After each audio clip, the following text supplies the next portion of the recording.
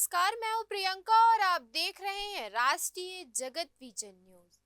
Bharatiya Janata party 25 जून यानी कल पूरे देश में लोकतंत्र हत्या दिवस के रूप में मनाने जा रही है। इसे लेकर पार्टी के सभी प्रदेश इकाइयों में तैयारियां तेज कर दी गई हैं।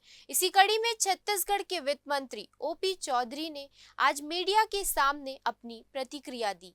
ओपी चौधरी ने 1975 में लगे आपातकाल का दौर याद करते हुए पूर्व प्रधानमंत्री इंदिरा गांधी और कांग्रेस पार्टी पर सीधा हमला बोला। हमारे देश के लोकतंत्र के इतिहास में सबसे काला अध्याय अगर कोई आया था तो आपातकाल का दौर था, जब कांग्रेस ने श्रीमती इंदिरा गांधी जी ने देश पे आपातकाल लागू किया था।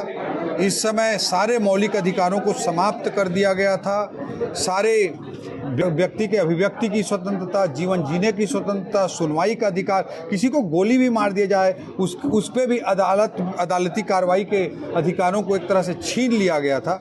ऐसा दौर आया था। ये व्यक्ति पूजा की, परिवार पूजा की चरम पराकाष्ठा का दौर था, जब कांग्रेस के लोग कहते थे Indira is India and India is Indira. इस तरह की स्थिति उन्होंने निर्मित की थी।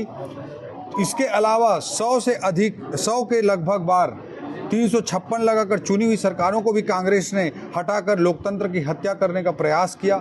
इस तरह से भारत के लोकतंत्र को कुचलने का काम कांग्रेस ने किया था।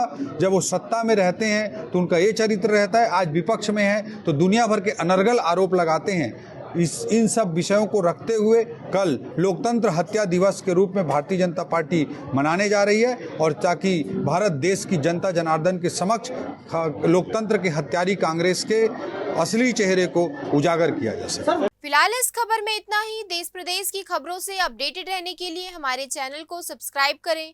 नए खबरों के नोटिफिकेशन के लिए बेल आइकॉन जरूर दबाएं। नमस्कार।